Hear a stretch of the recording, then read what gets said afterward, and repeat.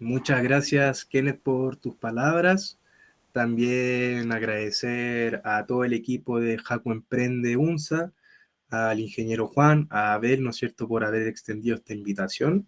Llevamos trabajando un tiempo colaborando en algunos proyectos de fortalecimiento del ecosistema de emprendimiento e innovación en la región de Antofagasta, en el norte de Chile, específicamente con el proyecto Regenera Calama. Bueno, sin más, entonces les voy a presentar mi pantalla y vamos a comenzar con una dinámica rompehielos, ¿cierto?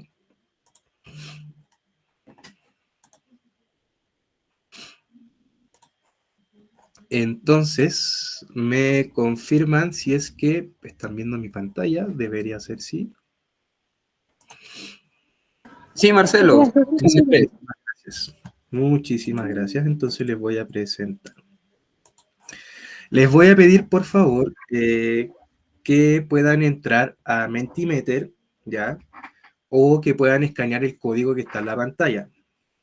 Si no pueden entrar con el código que está en la pantalla, les pido entonces que entren a Mentimeter en Google e ingresen el código que está acá abajo, que es 3894-1022. Entonces, dentro de este Mentimeter, tenemos la pregunta, ¿qué entiende por innovación? Les voy a pedir entonces a todos y a todas quienes nos acompañan en esta jornada, que dentro de la plataforma Mentimeter puedan entonces contestar esta pregunta.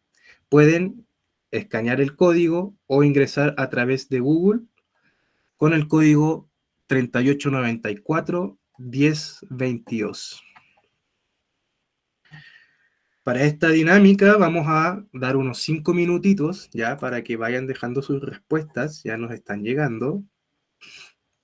Muy bien, voy a dejar acá el código y vamos a esperar 5 minutitos.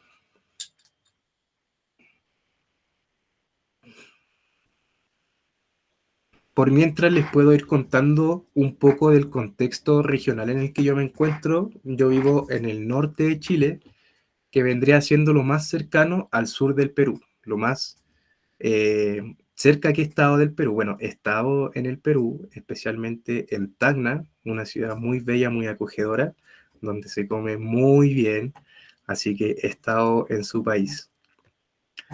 Vamos a esperar entonces que nos lleguen más respuestas. Pueden escanear el código que está a la derecha o entrar a Mentimeter en Google con el código 3894-1022.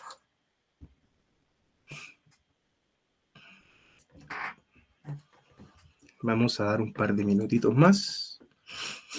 Wow, 18 respuestas. Vamos revisando entonces. Nuevas ideas tecnológicas, éxito en el mercado, mejoras a un producto o servicio, transformar una idea o proyecto, proponer una solución diferente, crear algo nuevo, valor añadido, avance, creatividad, cambio, capacidad de actualizarse, nueva forma de producción, interesante, interesante, muchas ideas al respecto que pueden darnos señales de qué es la innovación entonces. Bueno, sin más entonces, vamos a continuar, vamos a dar quizás unos segunditos más. Ahí sí, 47 respuestas, wow. Estoy súper impresionado por la asistencia de hoy en día, en verdad, gratamente sorprendido. Muchas gracias a todos y a todas. Transformación, novedad, diferenciación, visión al futuro. Productos, soluciones, generar nuevos conceptos, mejorar un producto, un proceso disruptivo. Ok, muchas gracias por su colaboración.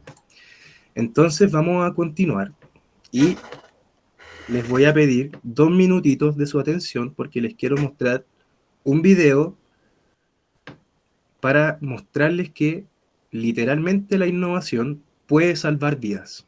¿Ok? Voy a compartir el audio con el video y lo van a poder escuchar. Más de 2.000 millones de personas en el mundo carecen de acceso adecuado a suministros médicos críticos como la sangre o las vacunas. En África, miles de personas mueren al día por no disponer de medicamentos o por no haberles realizado una transfusión de sangre. Pero como vamos a explicar en este vídeo, gracias a la innovación tecnológica y al genio humano, se ha encontrado la solución a este problema. Ruanda fue el primer país africano en el que la empresa Zipline empezó a operar.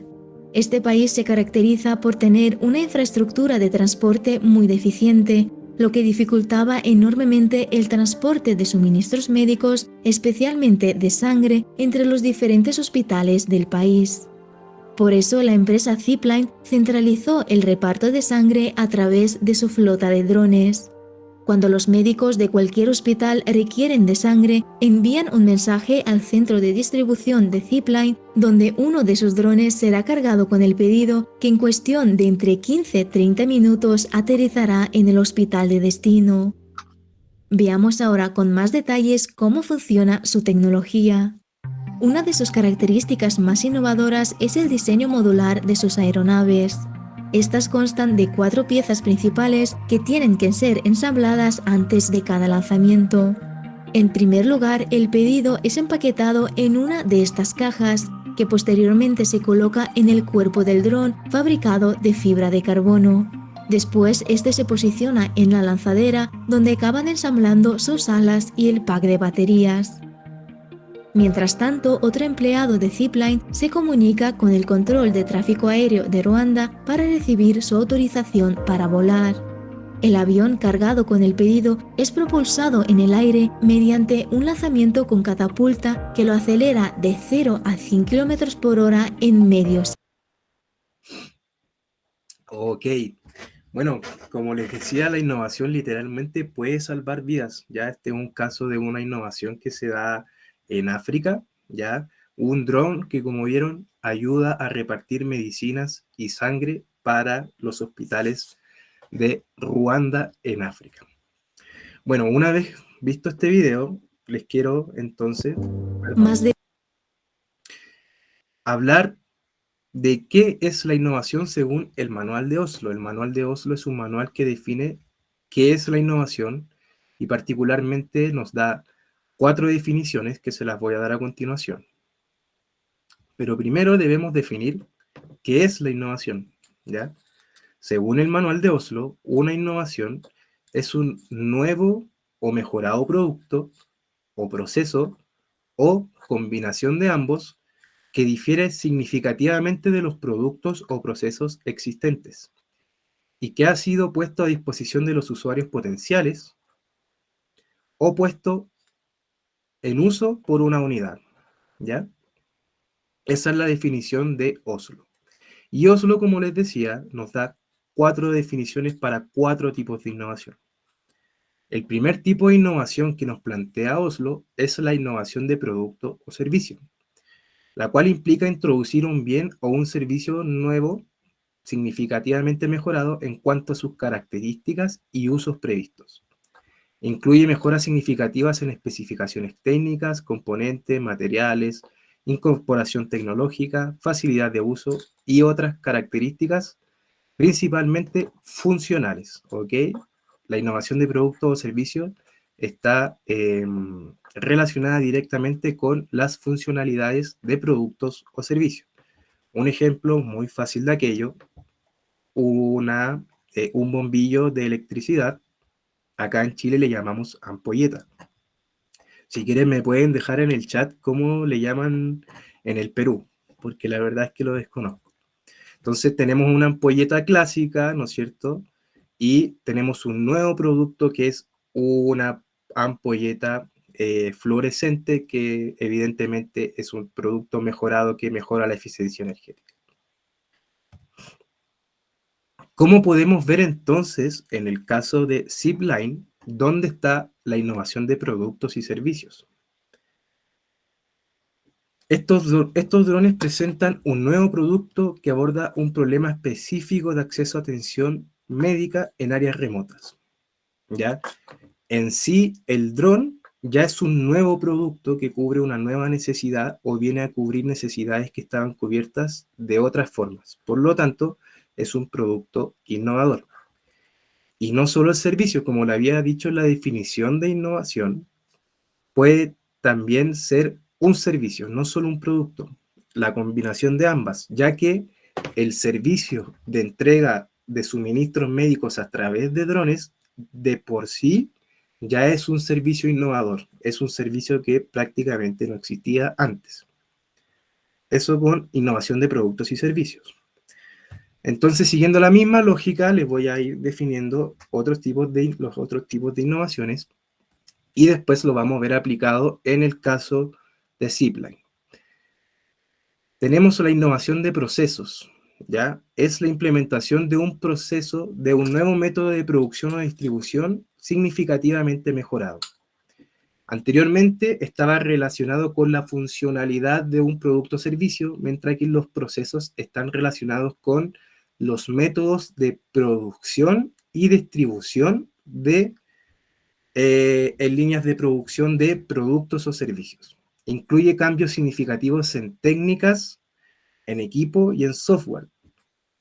Y puede disminuir costos unitarios de producción y distribución, mejorar la calidad y producción y distribución de productos nuevos o mejorados. ¿Cómo podemos ver esto en el ejemplo de Zipline? Zipline no solo tuvo que innovar en el producto, en el dron, sino que también en el proceso en el cual ellos llevan de un punto A la medicina o la sangre a un punto B. Esto representa un nuevo método de distribución que es significativamente más rápido y eficiente que las alternativas existentes.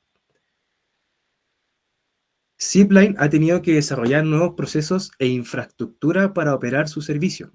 Como les decía, la innovación de procesos está muy relacionada con los procesos e infraestructura de operación de los emprendimientos o empresas. Otro tipo de innovación que plantea el Manual de Oslo es la innovación de mercadotecnia. Es una aplicación de un nuevo método de comercialización que implique cambios significativos en el diseño, en el envasado, en el posicionamiento y la promoción del producto. ¿Cómo podemos identificarla fácilmente? Está muy relacionada con el packaging, ¿ya? Podemos ver en este ejemplo que un producto muy clásico, muy tradicional, que puede ser un zumo de fruta que viene en una caja rectangular de toda la vida, está envasada en un packaging que tiene la forma de una fruta y hace referencia directamente al sabor del que es el jugo. Por lo tanto, tenemos una innovación de packaging, de mercadotecnia o marketing. Están asociadas con los procesos de venta y promoción de los productos.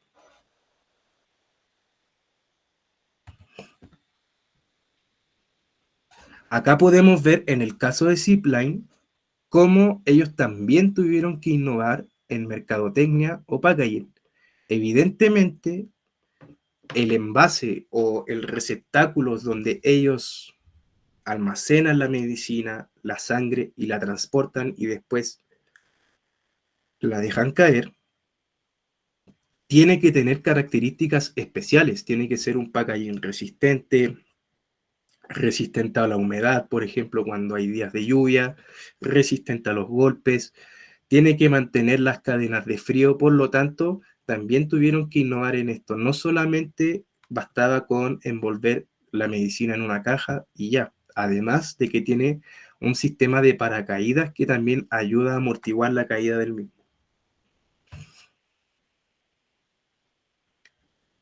Y por último, según el Manual de Oslo, tenemos la innovación de organización. Esta es una innovación que es más interna y tiene que ver con implantar nuevos métodos organizativos en las prácticas, en la organización del lugar de trabajo o en las relaciones exteriores de la empresa. Busca mejorar los resultados reduciendo los costos administrativos o de transacción, mejorando el nivel de satisfacción del trabajo, aumentando la productividad y facilitando el acceso a bienes no comercializados o reduciendo los costos de los insumos. Esto tiene que ver más con cómo organizamos la estructura interna de nuestras organizaciones, de nuestras empresas, de nuestras compañías, que está formada por personas. Cómo organizamos las personas, podemos cambiar esas estructuras, adecuarlas según la producción, y entonces podemos tener métodos de innovación, de organización que puedan significar aumentos de producción y también aumento de la satisfacción de nuestros trabajadores y trabajadoras. Acá, en el ejemplo de Zipline, podemos ver que ellos tuvieron que evidentemente involucrarse muy estrechamente con los gobiernos y los sistemas de salud pública, porque tenían que, por supuesto, tener autorización de los gobiernos, autorización de las ubicaciones de los hospitales, ¿ya? Y esto representa, ellos se tienen que organizar de tal manera que puedan manejar las relaciones externas de las empresas, de su empresa, para conectar entonces con el gobierno y para conectar entonces con los hospitales. Podemos relacionar este tipo de innovación con la parte izquierda del, con la parte de recursos y socios claves, ¿ya? Como les decía, la definición tiene que ver mucho con cómo yo me organizo, también cómo esa organización me ayuda a conectar con las organizaciones externas, socios claves o recursos claves. Y bueno, a continuación entonces le doy el pase a Kenneth para que pueda presentar a mi compañera Oneida, que también nos va a dar parte de esta ponencia. Voy a dejar de Muchas presentar mi pantalla. gracias, licenciado Marcelo Catalán. Listo. Muchas gracias, licenciado Marcelo Catalán, por la introducción que nos está dando, ¿no? Hablar sobre la empresa, Zipline, también los tipos de innovaciones y otros temas que también ahondará la licenciada Oneida Patricia López, quien es licenciada en Comercio Internacional de Profesión y desde hace 16 años vinculada y trabajando en el ecosistema emprendedor de Centroamérica y Chile. Tiene experiencia como facilitadora en procesos formativos de emprendimiento, gestión y administración de proyectos sociales y productivos. Actualmente, formó parte del equipo que impulsa el encuentro de emprendimiento e inversión Invest Hub del Incuba USCAI de la Universidad Católica del Norte. Cedemos la palabra a la licenciada Oneida Patricia López para que continúe con la ponencia de esta tarde. Gracias, Kenneth, por la introducción. Bueno, ahí Kenneth mencionaba que yo tengo experiencia también en proyectos de emprendimiento, de impulsar algunos proyectos como facilitadora de algunos procesos formativos. ¿Y por qué en Centroamérica? Porque soy hondureña, pero ya resido hace 6 años en Chile. Y como ya traía esa experiencia, me ha servido para trabajar con emprendimientos acá en la zona norte, aunque viví un año en el centro de Chile, Santiago, la capital, pero hace 6 años o hace 5 años específicamente en Antofagasta, que es también donde conocí a Marcelo y donde también seguimos interactuando ahí, trabajando en el laboratorio de emprendimiento USCAI de la Universidad Católica del Norte. Bien, voy a presentar.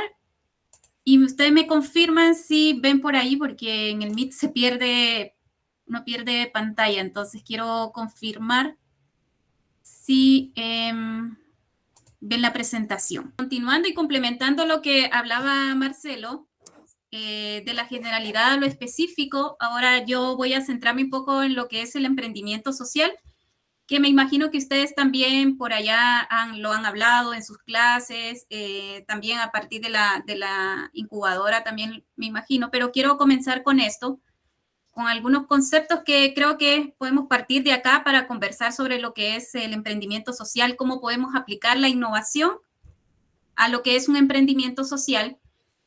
Se habla que es la creación de una oportunidad de negocio que genere impacto y se enfoque en solucionar problemas sociales y ambientales. Y ahora por ahí también el doctor al inicio comentaba de que ahora también tenemos un compromiso, bueno, o siempre debió haber existido un compromiso por hacernos cargo como emprendedores de que nuestra empresa genere un impacto en la comunidad y también que esto no ocasione un problema ambiental o contamine. Pero ahora, como ya ha habido un problema bastante grande, tenemos una escasez de recursos y eso no solo a nivel de Latinoamérica, a nivel mundial, son distintos problemas. Algunos tienen algunos desafíos más grandes, otros menores, pero ahí, bueno, ahí cada quien tiene que ir investigando y haciéndose cargo como de esos grandes desafíos regionales, nacionales e internacionales y mundiales. Entonces, el emprendimiento social se le conoce como el cuarto sector, después de lo que es un emprendimiento tradicional, que es el emprendimiento tradicional nosotros lo conocemos como, no sé, como la panadería o la tiendita de la señora María que vende pan, no sé, el jugo, la galleta. También el emprendimiento tecnológico, los emprendimientos dinámicos o también que las organizaciones que tienen un sentido más filantrópico. Pero el emprendimiento social es aquel que va dirigido a generar un impacto en la comunidad y que el desarrollo de sus procesos o la producción de su producto o la prestación de un servicio no afecte a terceros. Partiendo de eso, tenemos que ver como emprendedores, y eso es lo que yo les invito en esta tarde, a que revisemos cómo lo podemos hacer o qué herramientas podemos utilizar para indagar un poco más acerca del problema. Y aquí yo traigo una herramienta que a mí en lo personal y en mi experiencia de trabajo a lo largo de los años de trabajo con emprendedores, con organizaciones, con proyectos sociales, me ha permitido como escudriñar y empezar a encontrar el foco de un emprendimiento. Y esta herramienta, bueno, algunos le conocen como el mapa del problema, yo lo he conocido como el árbol del problema. Y hay otras personas, y hace poco que estaba trabajando con unos chicos que reciben un diplomado que se llama Internet de las Cosas aquí en la Universidad Católica del Norte, lo conocen como los 5 por qué. Bueno, puede tener distintos nombres, pero al final de cuentas lo que busca es escudriñar un poco más acerca de cómo podemos indagar y profundizar en el problema. Y lo mejor es que bueno, en este caso, para poder explicarlo para quienes no lo conocen, se los traigo con un ejemplo. Y aquí, bueno, vemos diferentes circulitos que vendrían a ser como las ramas y los frutos. Y obviamente este es un árbol de problema que después yo les voy a decir se puede convertir en un árbol de oportunidades, pero como estamos escudriñando y hablando sobre el problema, sobre la necesidad, en este caso, en el circulito verde, aquí encontramos, porque este es un ejemplo que hicimos, un ejemplo real que hicimos en un grupo, en un curso de mentores de impacto de aquí de Chile, y comenzábamos en tiempos de pandemia a hablar las dificultades que tuvieron los maestros, los profes, en llevar sus conocimientos, llevar las aulas de clase a los estudiantes en su casa. Entonces, encontramos cuál es el problema y como era un dolor latente en ese tiempo, porque fue en el año 2020, y justo estábamos sacando este curso de mentores de impacto, hablábamos de la dificultad de medir el aprendizaje en los estudiantes. Bueno, de ahí nos empezábamos a focalizar, bueno, vamos a encontremos 3 aspectos o 3 focos, que son los circulitos naranja. En primer lugar, veíamos que esta modalidad de enseñanza así a través de online, porque no teníamos otra forma de comunicarnos, primero había una poca atención del estudiante. Como a veces también pasan estas reuniones online o sesiones online, que a veces las personas se conectan pero no están atentas o andan en su celular y andan en el auto. Bueno, también pasaba que los estudiantes había muy poca atención, no estaban pendientes, se distraían, estaban en la casa, todos estaban en la casa, su familia, entonces se distraía y había una poca atención. También veíamos que había falta de herramientas tecnológicas, o sea, nos tocó por necesidad ver dónde conseguíamos, no sé, tener un plan de internet, tener una computadora, un iPad, y a veces tenían que compartirlo entre todos en la familia. Así que muchos se conectaron por el celular con su plan de datos. Y también veíamos otro foco, como desagregando este problema, la falta de conocimiento también del profesor en las tecnologías de información, en las TICs. Entonces, de ahí vienen los siguientes circulitos en color gris, que era el por qué, pero ¿por qué pasa este problema? Vale, ahí veíamos, solo vamos a ver uno porque ahí, si gustan, después les podemos pasar la presentación por si quieren indagar y profundizar sobre esto. Pero bueno, veo el del centro, que es la falta de herramientas tecnológicas, y decíamos, ¿pero por qué pasa esto? Bueno, porque hay problemas económicos. Bueno, en mi tierra, por ejemplo, en Honduras hubo mucho problema que la gente no tenía acceso a Internet. Vivía en lugares remotos, que ahí también se enuncia ahí, vivía en un lugar remoto y no había ni forma de cómo el niño o el estudiante de secundaria o a nivel de universidad pudiera conectarse, porque estaban en su lugar de origen. O también porque tenían poco conocimiento en el uso de las herramientas. O sea, ahora para nosotros estas plataformas, el Meet, el Zoom, el Teams, antes de la pandemia, yo creo que eran de repente ahí con un poco de miedo uno tenía así como, ¿cómo lo voy a hacer? Entonces, claro, vaya, si es en una clase, la plataforma de Zoom a veces plantea estas opciones de irse a sesiones, a trabajar en grupo, pero fue todo un tema que yo creo que nos afectó a todos, y qué mejor de ese problema en el año 2020, que sí teníamos un dolor latente y nosotros hicimos este análisis. Ahora bien, la idea es que ustedes tomen este ejemplo para que lo puedan aplicar en sus proyectos, lo puedan desarrollar y escudriñar más el problema.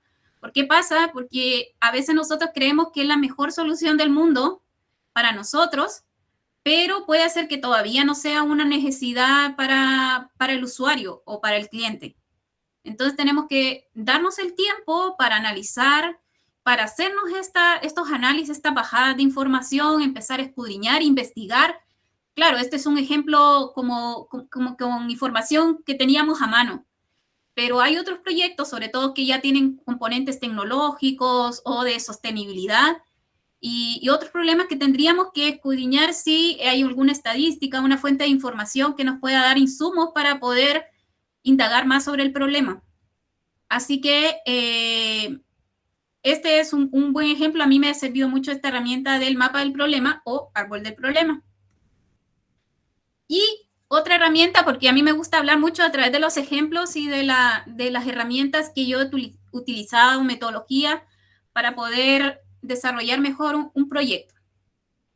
No sé si ustedes han escuchado la teoría del cambio, que en proyectos, sobre todo con un enfoque social o con el desarrollo de un impacto y de tener resultados concretos, yo creo que es importante, inclusive en un emprendimiento tradicional, un emprendimiento tecnológico, dinámico, social, lo que sea, es muy importante aplicar ciertas herramientas que nos pueden orientar mejor sobre el proceso. Y bueno, la teoría del cambio es una hoja de ruta que nos dice hacia dónde vamos, es decir, los resultados que nosotros queremos alcanzar y cómo llegamos. O sea, el proceso que implica hasta llegar los resultados. Es muy sencillo, bueno, parece muy sencillo, pero a veces puede traer mucha información detrás y entre medio. Es más que esto, es partir de una necesidad, tener clara la necesidad que tenemos o el problema, porque el problema puede convertir en una necesidad y obviamente es una oportunidad, y cuál es el resultado que nosotros queremos alcanzar al final del proceso.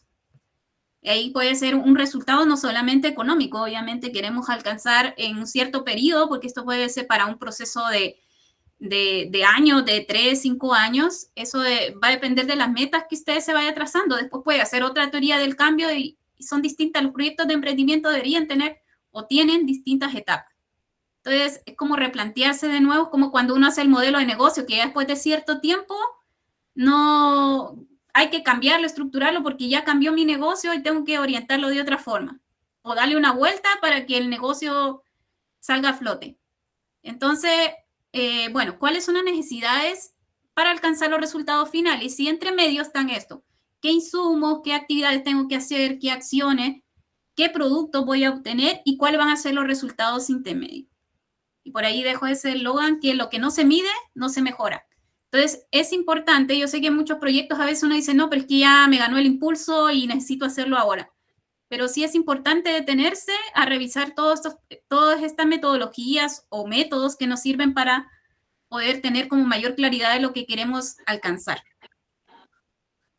Y ¿qué incluye una teoría del cambio? Pues obviamente nos permite hacer un mejor análisis del contexto de la necesidad, tener objetivos, partir de una hipótesis, porque obviamente partimos de algo, o sea, suponiendo que si se da esto, entonces sucedería lo otro. Entonces, es importante que parta de una hipótesis, generar un diagrama de la secuencia de resultados, algunos supuestos que nosotros vamos haciendo en el proceso y que deberíamos anticiparnos a eso, una narrativa, porque nos permite construir, no solamente definir un título de lo que quiero de mi idea o de mi proyecto, sino generar un relato breve y convincente que explique la ruta y los indicadores de desempeño. Y esto nos puede servir para un montón de cosas, en el sentido de que si necesitamos hacer una presentación, hacer un pitch, esto nos sirve, esta herramienta nos ayuda a generarlo. Aquí les traigo otro ejemplo, que esto también yo lo apliqué en su momento, hace varios años en mi tierra, que eran con poblaciones rurales, y era generar un grupo de autoayuda de ahorro, es decir, congregar a unas personas que de repente no tenían acceso a la banca tradicional, a la banca privada, y necesitaban entre ellos ahí en la comunidad generar algún ahorro para poder sostener sus emprendimientos. Y encontramos algunas necesidades iniciales que era, primero, falta de mecanismos de compromiso para ahorrar, o sea, en las personas había muy poco compromiso de ahorrar, por eso se quedaban sin capital como para seguir invirtiendo. Entonces, ese era como un problema que había entre el grupo de personas que íbamos a generar la iniciativa. También había bajo nivel de ahorro y dificultades al enfrentar el shock y emergencia. ¿Qué queríamos alcanzar al final del proceso? Habilidad de responder a los shocks y emergencias y estabilidad del consumo. Porque si ustedes ven, tanto la necesidad como el resultado va conectado, o sea, responde el resultado a la necesidad que nosotros teníamos en un inicio. ¿Qué deberíamos tener en el proceso? ¿Qué insumos necesitamos para realizar esto, para que se puedan alcanzar esos resultados? Primero, generar una cuenta de ahorro, un grupo de autoayuda, o sea, que nos estemos reuniendo cada cierto tiempo, pongamos nuestras directrices de cómo vamos a operar, también tener metas de ahorro. Los productos que vamos a tener a través de esta iniciativa es abrir una cuenta de ahorro, establecer las metas, anunciar las metas al grupo, verificar el cumplimiento de las metas de ahorro que vamos teniendo y las que se cumplen reciben un diploma. Este era como un incentivo para que las personas estuvieran activas y se mantuvieran con el tiempo. Y los resultados intermedios, pues aquí encontramos algunos indicadores, como es el aumento del número de cuentas de ahorro. Eso era como lo que queríamos o lo esperábamos o la aspiración que teníamos con respecto a estos productos. También aumentar la cantidad depositada y aumentar la cantidad ahorrada.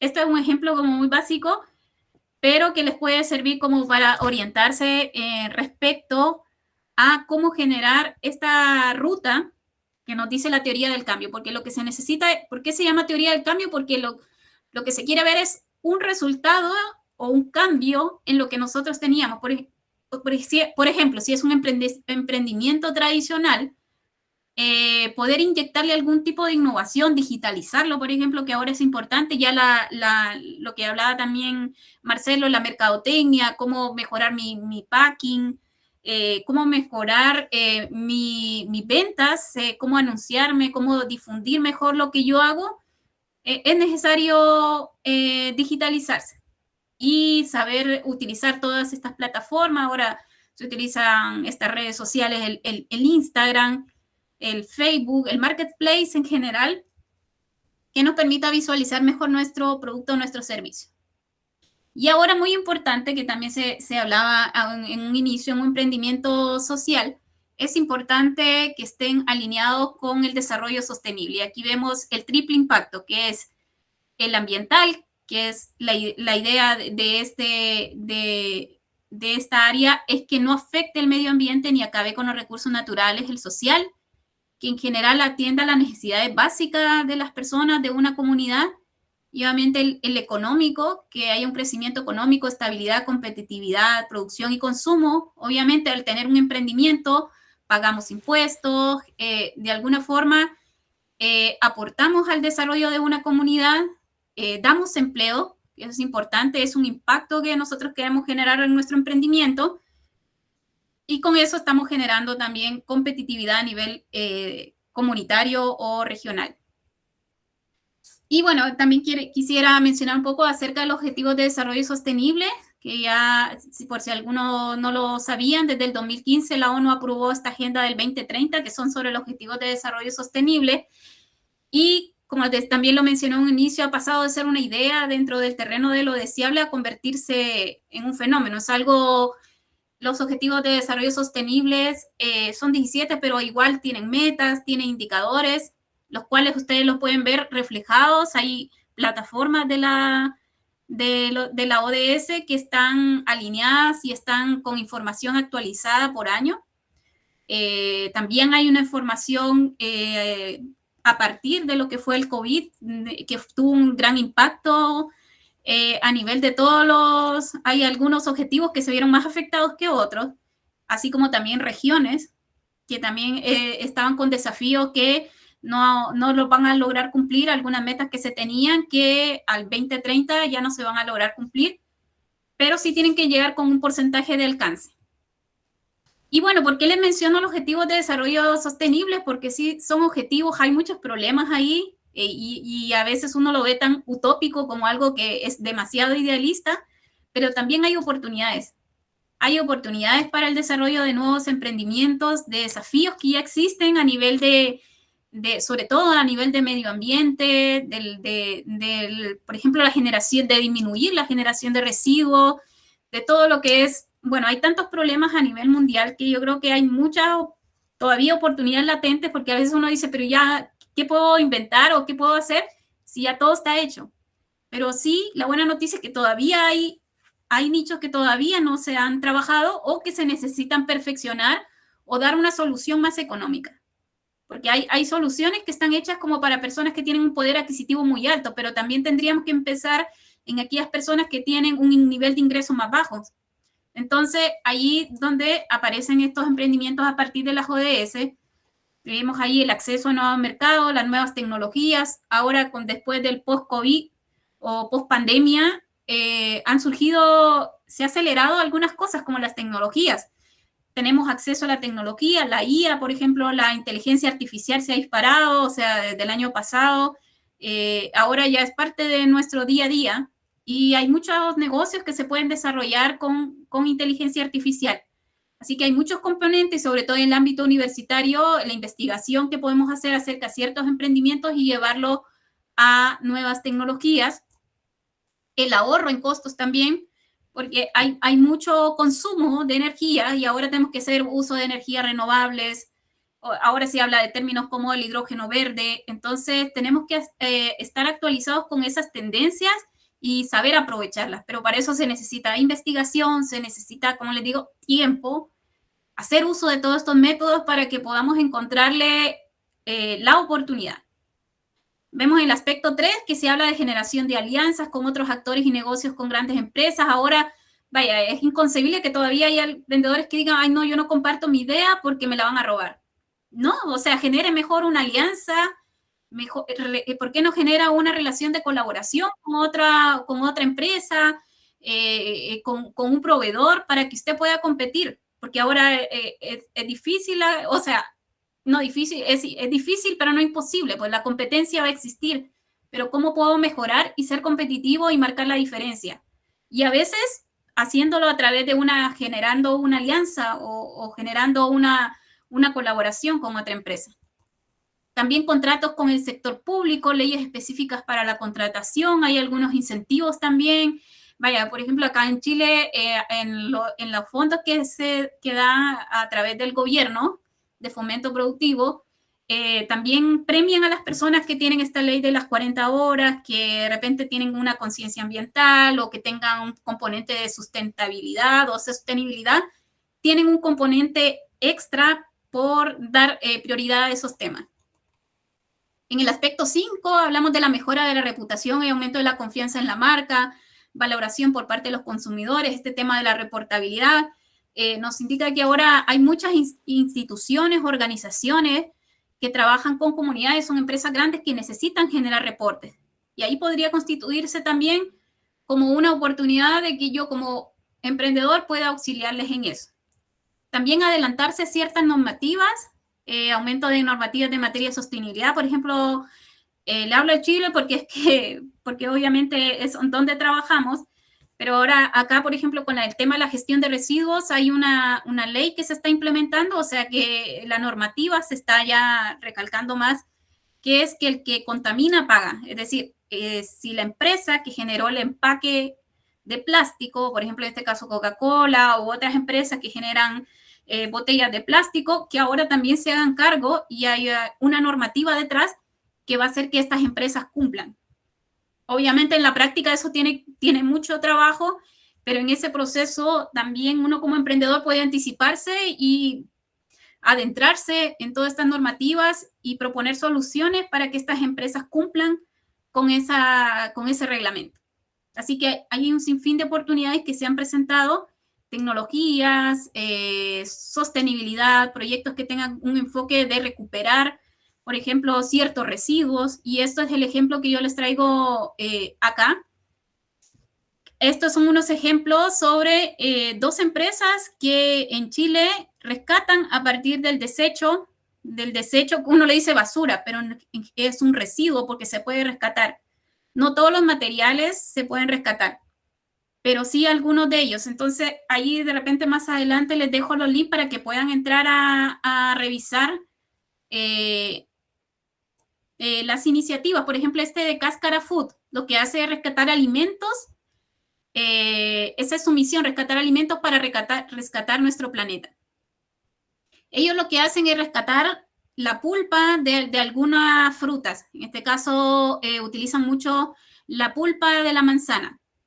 Y con eso convierten esa pulpa, ese residuo, en un producto que puede ser, no sé, proteína, porque no sé si ustedes han escuchado, las abuelitas nos decían a veces cuando uno se comía una naranja, que tú desperdicias la vitamina, que era como la parte blanca, inclusive la cáscara, porque eso sirve para otros productos, pues porque podemos aprovecharlos y no tirarlos a la basura. Y en este caso, Cáscara Food hace eso, recuperar, dice, más del 30% de los alimentos que se producen a nivel mundial terminan en la basura. Y junto con ello todos los recursos usados para producirlo, es decir, toda la manufactura, el embalaje y todo eso es basura.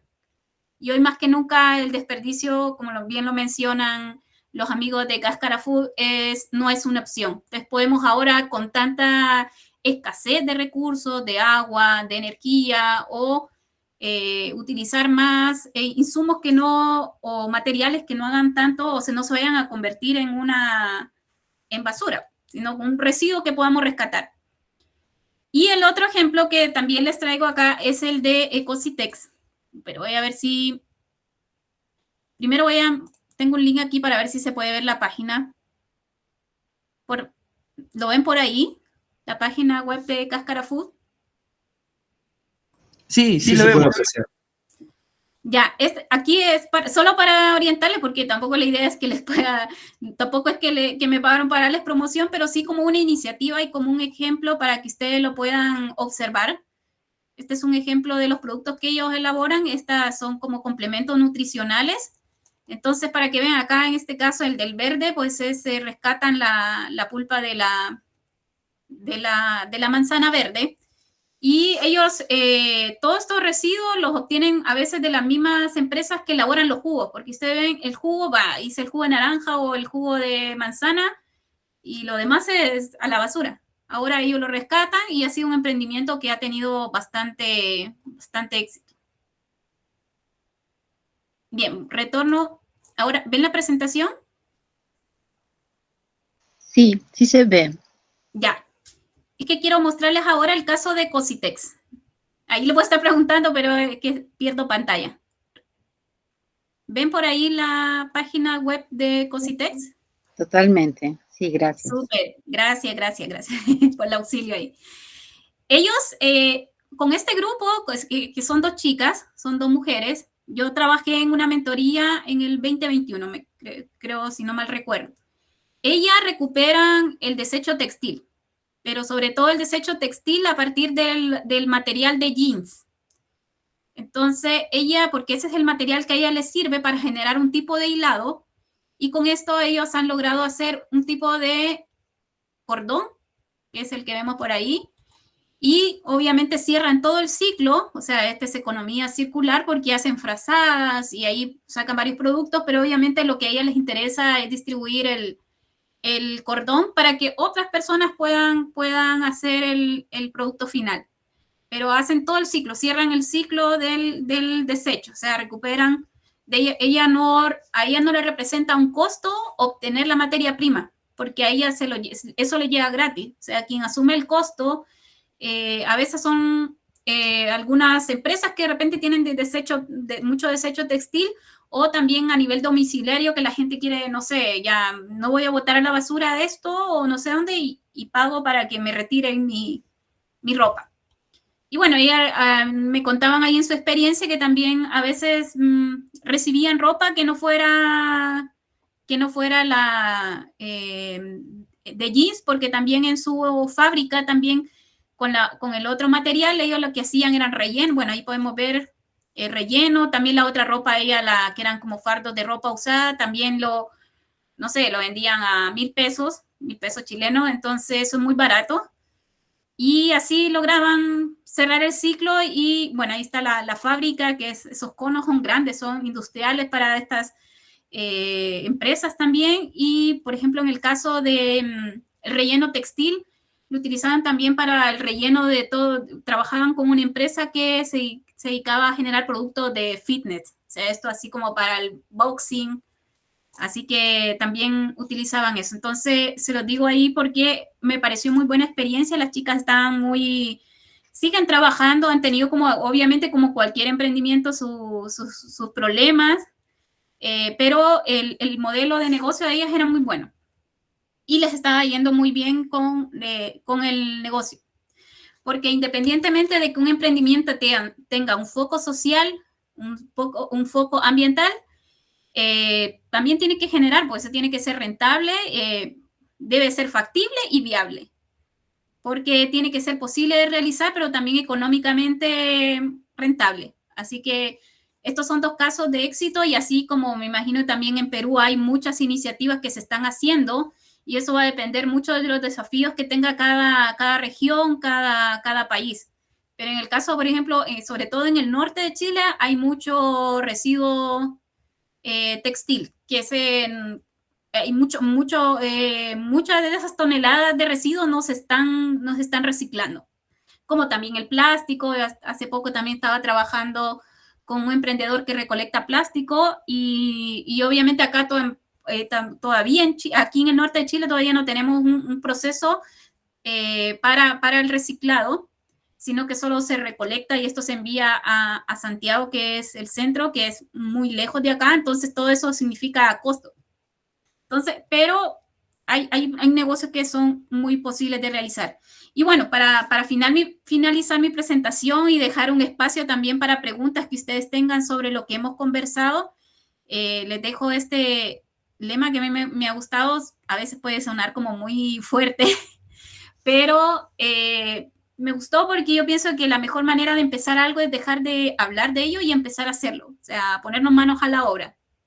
Y ahí podemos encontrarnos a un sinfín de posibilidades en la medida que nosotros investiguemos, que nos dediquemos a profundizar en el problema, que yo creo que ese es el mensaje que quiero dejarles hoy, que no nos gane la prisa o el impulso. Yo pienso que un proyecto, si nosotros en el tiempo queremos que sea sostenible, debemos darle el mayor tiempo necesario para poder escudriñar sobre el problema, fundamentarlo, y esto también nos va a poder ayudar para conseguir fondos, para poder aplicar a cualquier iniciativa que nos pueda financiar nuestro proyecto.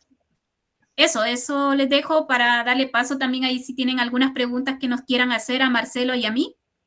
Y gracias ahí también por el apoyo.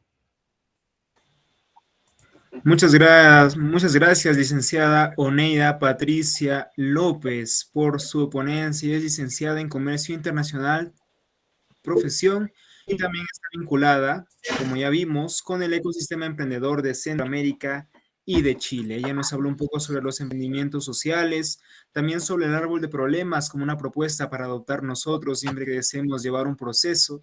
Se habló un poco sobre la teoría del cambio, ¿no? Un tema que se encuentra a la vanguardia. sobre cualquier empresa, ¿no? Estamos en pleno siglo XXI. La empresa que no cambia, la empresa que no se transforma, es una empresa que lamentablemente va a quedar.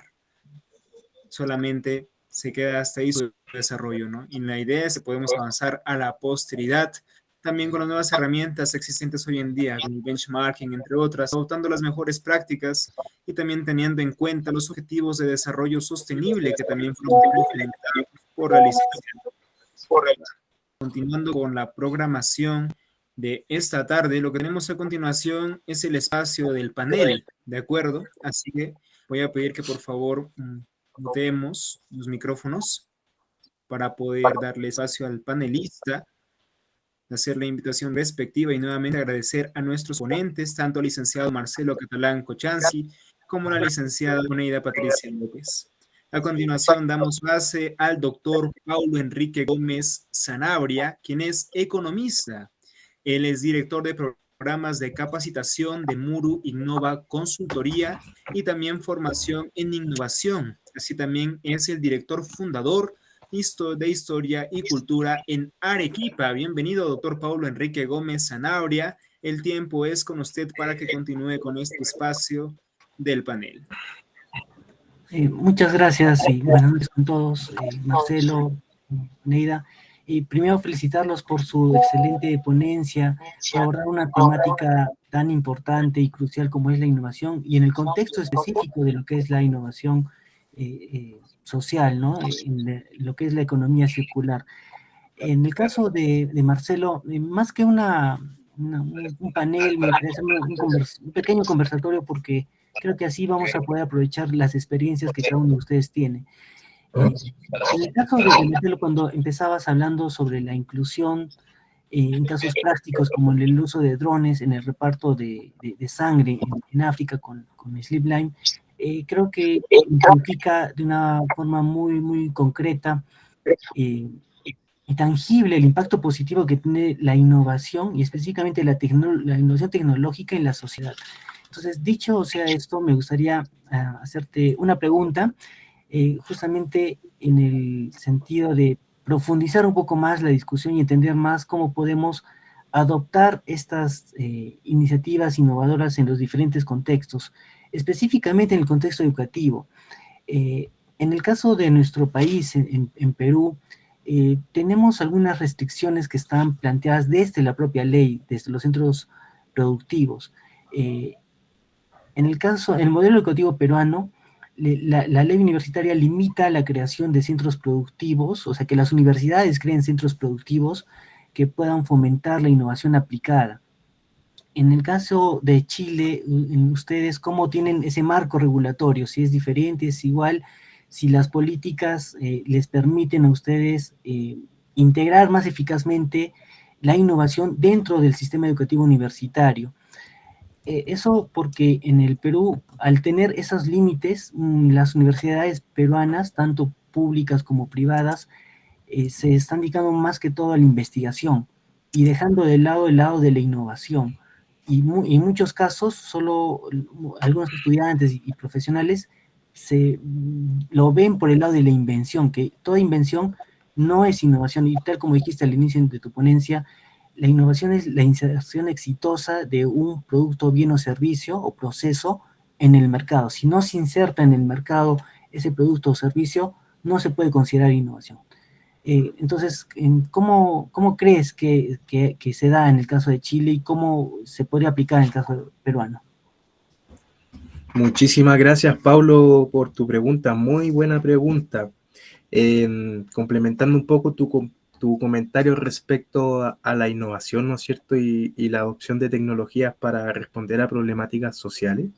Evidentemente concuerdo también con ello, con todo lo que nos decía Oneida también. Evidentemente el mundo de hoy, como también lo decía Kenneth, cambia muy rápido y las problemáticas sociales muchas veces se quedan estancadas, ya que el mundo avanza tan rápido y como las problemáticas sociales no pueden resolverse, tienden a quedarse estancadas y es ahí donde la innovación y específicamente la adopción de nuevas tecnologías puede ayudar a que podamos emprender con foco social y en las necesidades de las personas, pero usando las herramientas tecnológicas como aliciente para poder solucionar estos problemas, ¿ok?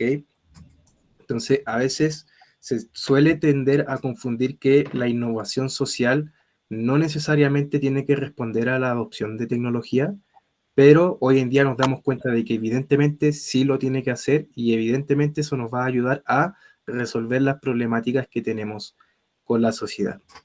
Por otra parte, en cuanto al sistema chileno, Paulo, comentarte que principalmente en Chile hay dos tipos de universidades: las universidades estatales, que son del Estado, ¿ya? Que son el Estado quien las financia, quien las administra, y en ese caso, la adopción de, por ejemplo, la generación de spin-off, de que salgan desde la universidad a través, por ejemplo, del desarrollo de investigación, que el desarrollo de I+D se vea traducido en la creación de una empresa, todavía sigue siendo algo restrictivo. ¿Por qué?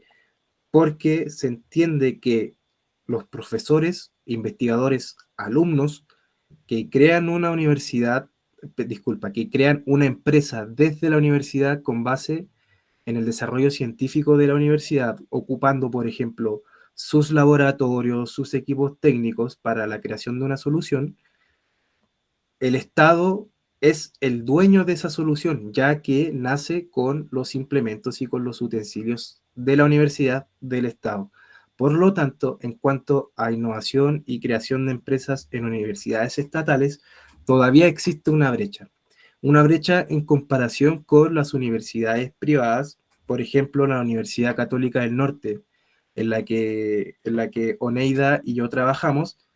Esta universidad no depende directamente del Estado, son privados los que son los accionistas mayoritarios de la universidad, y en el pasado también quizás estaba más abocada hacia la investigación, y el reglamento de pregrado de la universidad y de transferencia tecnológica tampoco incentivaba la creación de emprendimientos o de spin-off desde la universidad.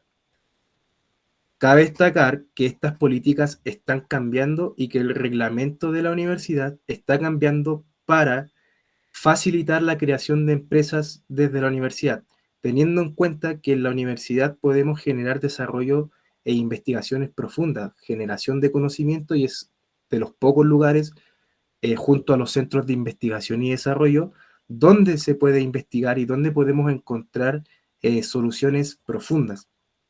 Teniendo eso en cuenta y teniendo en cuenta que esa generación de conocimiento, ese centro de generación de conocimiento, puede conectarse con las necesidades específicas de la industria, es que entonces se están cambiando los reglamentos para facilitar la creación de empresas, para poder generar spin-off y bases de emprendimientos de base científica tecnológica.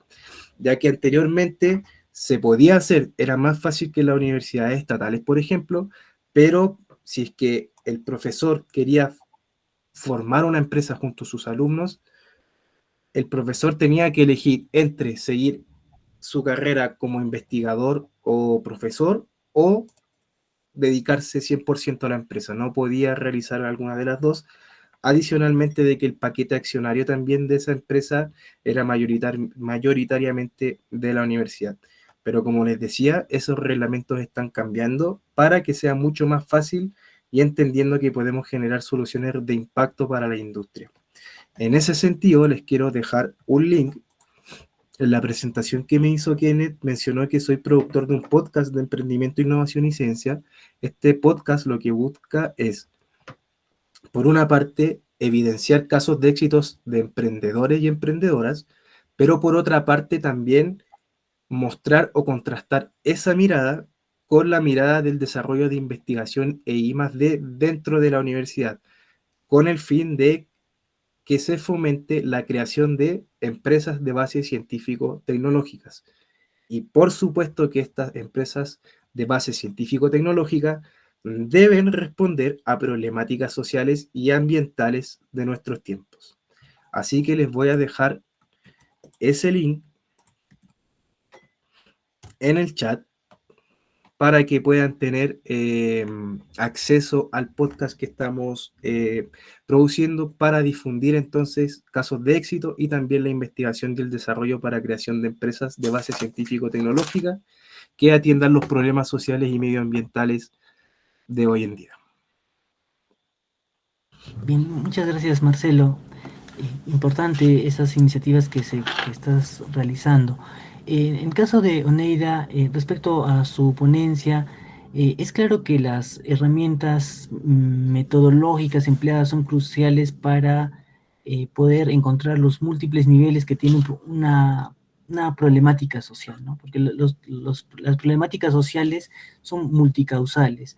Y la elección del ejemplo de la medición del aprendizaje durante la pandemia me ha parecido que es un ejemplo que ilustra perfectamente esos problemas, como son multifacéticos. En el árbol de problemas también había integrado varios tipos de problemas sistémicos que se asocian a un solo hecho, ¿no? Entonces, con esto en mente, me gustaría preguntarte cómo podríamos profundizar más en el tema de los emprendimientos sociales y en un aspecto clave que mencionaste también, que es sobre la escalabilidad, ¿no? Todos los emprendimientos sociales, dada su naturaleza, muchas veces se les ve que simplemente tienen el afán o el objetivo de cumplir una misión social, pero para que logren ser realmente grandes y solucionen mayor cantidad de problemas y resuelvan los problemas, es necesario que integren estrategias que les permitan ser escalables, ¿no? Que les permitan tener un más amplio impacto dentro de las comunidades locales. Y cómo la universidad puede ayudar en este proceso de escalabilidad para que esos emprendimientos sociales emergentes logren ese objetivo y no mueran en el camino como muchas veces sucede. Bien, Pablo. Bueno, yo creo que el ejemplo que yo les mostraba del mapa del problema o el árbol del problema era una pincelada, era como una probadita, como dicen en mi tierra. Claro, estos temas se pueden profundizar y se pueden investigar si son proyectos de gran magnitud, porque aquí era un ejemplo, un dolor que en ese momento, sobre todo en pandemia, en plena pandemia, para ese curso que nosotros recibíamos era latente, pues sí era algo que podíamos, sin mayor información o fuentes de información, podíamos tener. Yo creo que es importante que la universidad, a través de estos espacios como las incubadoras, el caso de ustedes específicamente, nosotros en UCAI trabajamos en el USCAI, que es el Laboratorio de Emprendimiento, y lo que tratamos es de acelerar un poco el proceso, porque un emprendimiento no necesariamente necesita plata o necesita dinero. Necesita trabajar un poco mejor la idea y que obviamente esto sea escalable, o sea, no para atender una necesidad puntual o un proyecto puntual, sino que esto pueda trascender con el tiempo y mantenerse. Y por eso el tema de la sostenibilidad, y yo hice mucho énfasis en profundizar en la problemática y como el árbol de problema puede ser tan grande, tan pequeño como sea la idea de proyecto. Entonces, acudir a todas estas instancias de aceleradoras o laboratorios de emprendimiento que tienen las universidades para poder auxiliarse con otros expertos que le puedan dar otras ideas. Yo específicamente ahora, yo no soy del área tecnológica y obviamente también he tenido, como a lo largo de mi experiencia o de mi carrera profesional, también he tenido ideas de proyecto. Ahora aquí en Chile nosotros estamos muy condicionados a llevar el componente, bueno, digo en Chile, pero a nivel mundial, de que el emprendimiento tenga componente tecnológico. Vaya, el caso que ponía Marcelo al inicio de esto, de cómo llevar a una población bien remota o a estos países donde el transporte es tan complicado, el transporte público, terrestre. Entonces, el dron habilitado con todas estas condiciones que se mencionaban allí, haciendo uso de la tecnología, modificándolo y haciéndole algunas mejoras, ofrecer el servicio, y no necesariamente todo lo tenemos que resolver nosotros. Por eso ahora existen las redes de colaboración, conectarme con un proveedor. Vaya, ahora con vaya, con todo esto de la revolución que ha existido, de que ahora nosotros compramos un producto online y nos llega a nuestra casa, y ahora no es necesario que la empresa tenga toda la logística, tenga el camión, tenga el transporte para llevar el producto. Ahora inclusive aquí hay un modelo de negocio que aplica que si uno tiene en su casa espacio, una bodega, puede almacenar ahí sus productos y uno también entregar. Entonces, como irse sumando como un Uber que hace uso del auto o del carro de otra persona. Entonces, ahora nosotros necesitamos generar estos sistemas de colaboración y no necesariamente nosotros tener que desarrollarlo todo. Estos negocios, obviamente, como Amazon no tiene una gran estructura, una gran infraestructura ellos, o sea, dependen de las alianzas que hagan con otras instancias. Pero para partir, yo pienso que es importante apoyarnos en una aceleradora, en una incubadora, que nos puedan dar auxilio en la universidad, como mencionaba también Marcelo, los estudios que se han realizado. Hay muchas ideas o tesis que han quedado en gaveta, que no se han llevado a la práctica, que podemos utilizarla y materializarla. Porque esa es la idea, pues si tenemos esa chispita de emprender, tomar cosas que de repente las podemos mejorar y a través del auxilio y del apoyo de expertos en estas temáticas, poder bajarlo. Y muy importante ir sistematizando el proceso, por eso estos métodos, estas herramientas, la teoría del cambio, la definición de indicadores, porque así en esa medida nosotros vamos a poder determinar qué es lo que vamos, o cuál es la necesidad y qué es lo que necesita realmente el usuario o el cliente. Eso. Muchas gracias, Neida. Marcelo, sobre la colaboración entre universidad y empresa privada, ¿cómo se da qué mecanismos de colaboración existe en Chile de esa relación que hay entre universidad y industria? Ejemplos que podrían implementarse en un ambiente como en el caso del Perú. No sé si nos puedes comentar un poco de esas experiencias que conoces. Sí, por supuesto que sí, Pablo. En Chile existe la Corporación del Fomento Productivo Corfo, ya que es un organismo estatal que se encarga justamente de fomentar la producción, la innovación específicamente a través de Innova Chile, que es el Departamento de Emprendimiento e Innovación de la Corfo, el cual busca generar políticas, ¿ya? Y levantamiento de proyectos que puedan articularse y conectarse con soluciones privadas. ¿Con quién? Ok. Como eje transversal. Entonces nosotros podemos entender que podemos postular a Corfo proyectos de articulación de los ecosistemas que permitan la formación de habilidades en emprendimiento para personas que puedan tener ideas y que estas ideas entonces se conecten con el privado.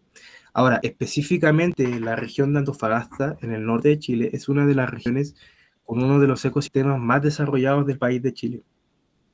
Corresponde a la naturaleza del lugar, ya que es un lugar donde está concentrada la mayor parte de la actividad minera del mundo, ¿ya?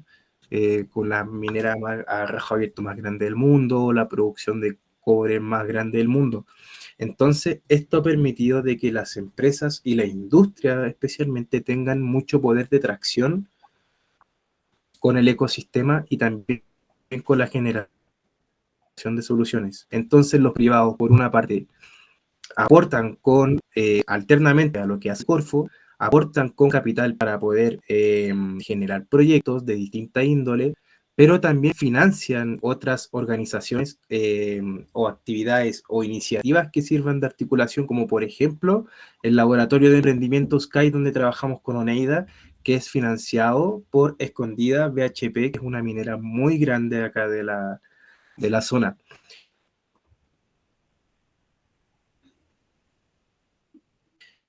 Por ejemplo, la aceleradora Aster, que les voy también a dejar el link, que es una aceleradora de negocios tecnológicos, startups, pero por supuesto que con foco en minería. Entonces, ese es el poder crear iniciativas de vinculación y también financiarla para poder encontrar soluciones a sus problemáticas a través del desarrollo de innovación.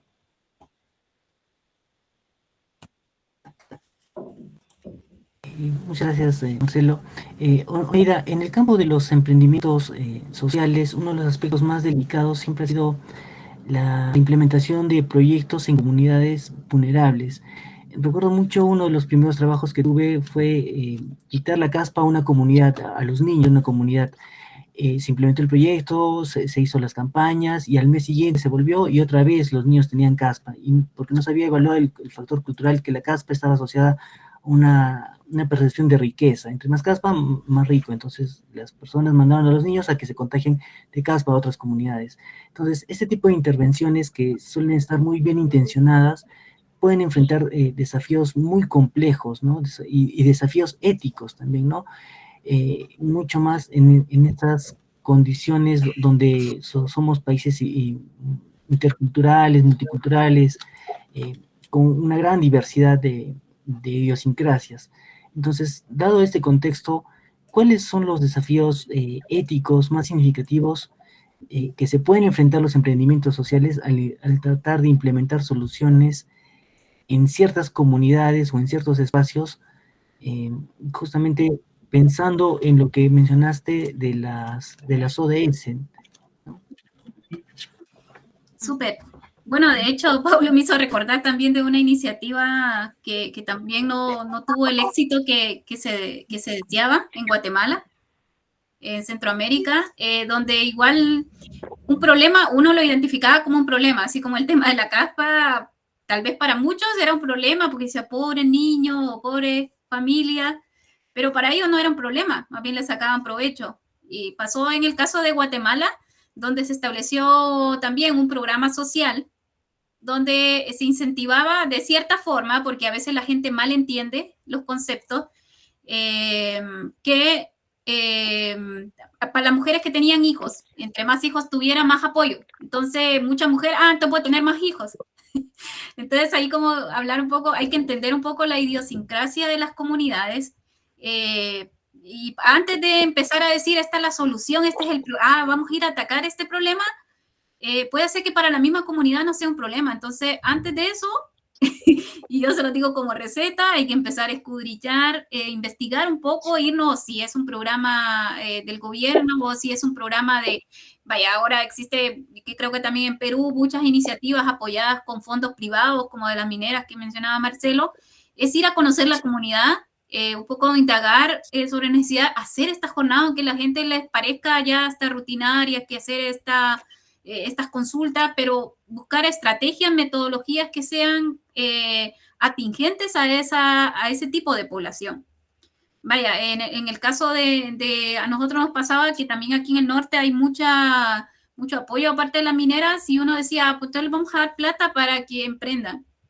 Y claro, la gente o sea, sí toma el dinero y cualquiera postula y es un dinero, no tengo que pasar no tengo que concursar con tantas personas a nivel nacional, sino que aquí localmente me dan un fondo y aplicaban, y al final de cuentas el emprendimiento no se llevaba a final término, o sea, no se implementaba como nosotros queríamos y los resultados eran muy bajos, o sea, no teníamos emprendimientos realmente concretos y tangibles, y muchos se aprovechaban del fondo que existía. Entonces, yo creo que muy importante el seguimiento y el monitoreo, pero antes de eso, previo a profundizar un poco más en la necesidad, y como le digo, tal vez para nosotros como externos puede ser un problema, pero para ellos no.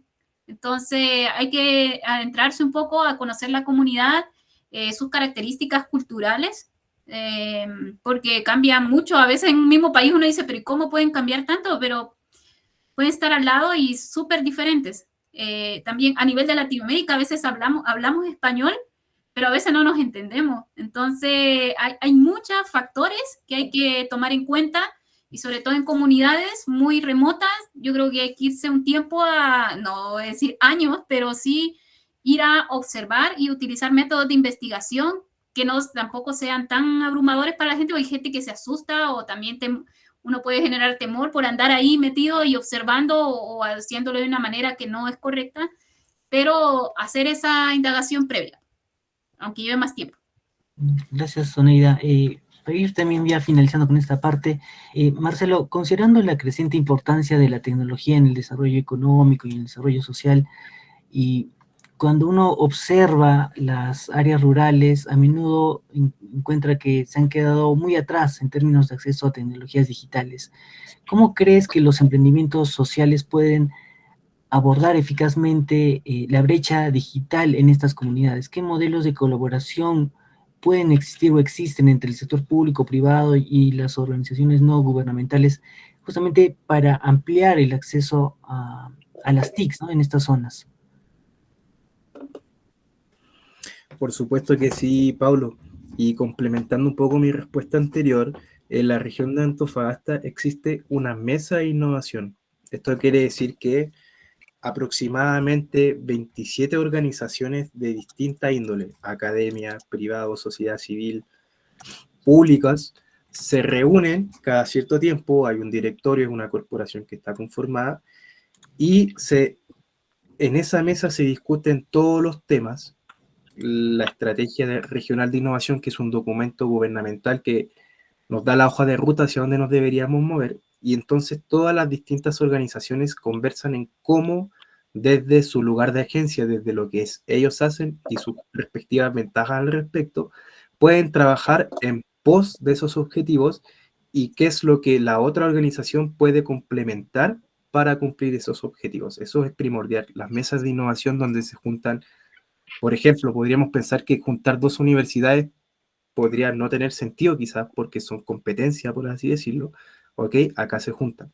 Y en cuanto a temas de inclusión tecnológica, el año pasado me tocó trabajar en un programa de alfabetización digital para personas no videntes, para disminuidos visuales, el cual representaba un gran reto porque, primeramente, quienes estábamos impartiendo ese curso tuvimos que aprender primero a usar esas herramientas y después dárselas a las personas no videntes. Evidentemente, esto era la última parte del eslabón, pero previamente existía, primero, como en la teoría del cambio, la detección de la necesidad. Hay una asociación de personas no videntes en Antofagasta que necesitaba aprender a usar el celular, porque si esa era la única herramienta que ellos tenían para poder ubicarse en el tiempo, para poder llamar a las personas cuando la necesitaban. Una vez que se entendió la necesidad, esas mismas personas entonces recabaron la información y qué es lo que querían hacer. Entonces, lo que ellos querían hacer era aprender a usar el celular, que eran los resultados. En la parte de los insumos es donde ellos fallaban o les faltaban cosas porque, por ejemplo, no tenían las herramientas para impartir estos talleres y tampoco tenían el financiamiento para poder realizarlo. Entonces, ¿qué es lo que se hizo? Ellos elaboran un proyecto y se lo presentan a una compañía minera. Las compañías mineras suelen tener fondos propios que dan para vincularse con el medio y que distintas organizaciones lo pueden hacer entonces. ¿Qué es lo bueno de esto? El segundo año, que va a ser el 2024, se va a volver a impartir este curso, pero ya el sistema está armado, ya sabemos cómo se imparte, ya sabemos cuáles son los insumos, qué recursos necesitamos y también cómo podemos impactar a esas personas. Ahora, la pregunta es, ¿cómo multiplicamos el alcance? ¿Cómo llegamos a más personas entonces? ¿Cómo lo hacemos más escalable? Y evidentemente hay el uso de la innovación, por ejemplo, algún dispositivo externo, alguna innovación tecnológica de producto que nos permita acercar y hacer muchísimo más fácil la interacción del celular con las personas, evidentemente podría multiplicar el alcance de esta solución y que ya no sea solo un grupo de personas que se ve beneficiada. Y por otra parte, que es lo bonito de estos procesos, es que una vez que se graduaron las personas no videntes, estas personas se empezaron a dar cuenta que hay muchas más oportunidades y decían, oye, ¿por qué no creamos nosotros, ya que sabemos cómo llamar, podríamos nosotros crear un call center, por ejemplo, y que sea el primer call center de personas no videntes? Entonces, evidentemente que esto abre otras posibilidades, abre nuevas oportunidades para las personas y evidentemente para que las personas puedan crear su propio call center y tener una fuente laboral y de ingresos, entonces también deberían tener un apoyo por parte de monitores o especialistas que le puedan dar, ok, tú quieres crear un call center, entonces estas son las herramientas que tú necesitas, llámense tecnologías de la información, etcétera. Gracias, Marcelo. Y para finalizar con esta primera, esta parte del conversatorio, Oneida, en el contexto actual donde la sostenibilidad se ha convertido uno de los pilares fundamentales, no solamente en el ámbito económico, en el ámbito ambiental, perdón, sino también en el ámbito económico, ¿cuáles consideras que son los principales retos para los emprendimientos sociales logren ser sostenibles, ¿no? Sin comprometer sus objetivos sociales? Por supuesto, yo creo que principalmente lograr la escalabilidad del modelo de negocio, ¿ok? Podemos entender que una startup también puede ser un emprendimiento social, también puede atender problemas sociales.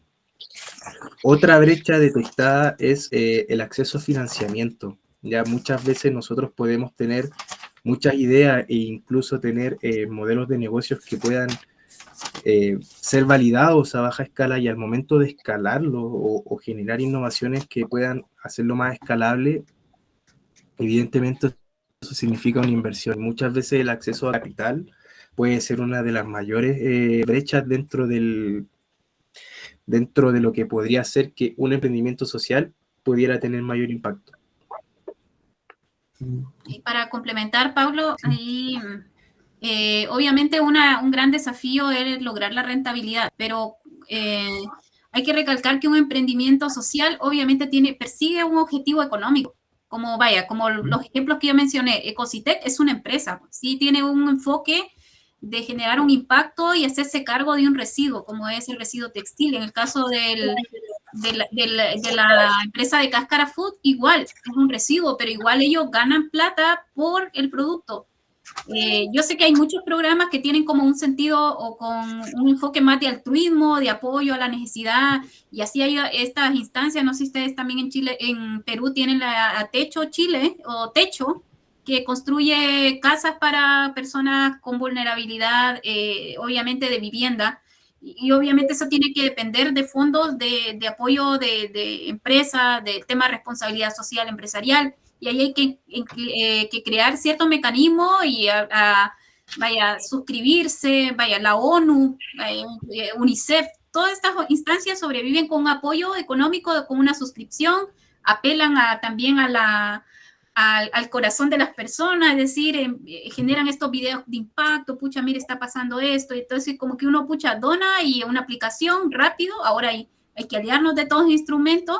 Yo creo que no se puede perder el foco, o sea, el foco tiene que estar, o sea, mi sentido es de que yo quiero contribuir pero el tema económico es importante, incluir, aunque sea altruismo, aunque sea un enfoque filantrópico, igual tiene que sobrevivir para sostenerse en el tiempo, y ahí podemos utilizar distintos mecanismos, y ahí podríamos seguir conversando, y ojalá en otra invitación podemos seguir conversando sobre los distintos mecanismos. Hay un método, de hecho, la semana pasada nosotros estábamos hablando de un método, sobre todo para instancias sociales, donde hay financiamiento privado, que es el crowdfunding. No sé si es una nueva modalidad, o ya hay muchas plataformas a nivel de Latinoamérica que lo hacen. En el caso de Chile se llama Brota. También ahí nosotros estamos compartiendo la semana pasada de ver otros mecanismos de financiamiento, y donde se apela a través de recompensa. Escucha, yo quiero generar esto, pero me falta plata, y quiénes creen en mi idea y si me pueden aportar. Ahora hay distintos mecanismos. Yo creo que es de intrusiar un poco, revisar, buscar las oportunidades, porque yo creo eso, que el emprendedor es una característica importante, buscar las oportunidades y aliarse con estas instancias que nos pueden apoyar, aceleradoras, incubadoras, la misma universidad, para auxiliarnos con expertos y ver estas iniciativas. Sí, muchas gracias. Espero que estas ideas inspiren a todos los asistentes, fomenten colaboraciones significativas y promuevan un enfoque mucho más inclusivo y sostenible en nuestro trabajo. Le doy el paso ahora a Kenneth para que continúe con el evento. Muchas gracias, doctor Paulo Enrique Gómez Zanabria, economista y también director de programas de capacitación, por este espacio del panel. Esperamos que se hayan absolvido las dudas que tienen nuestros participantes sobre la temática del webinar de esta tarde, cómo gestionar la innovación para crear emprendimientos sociales.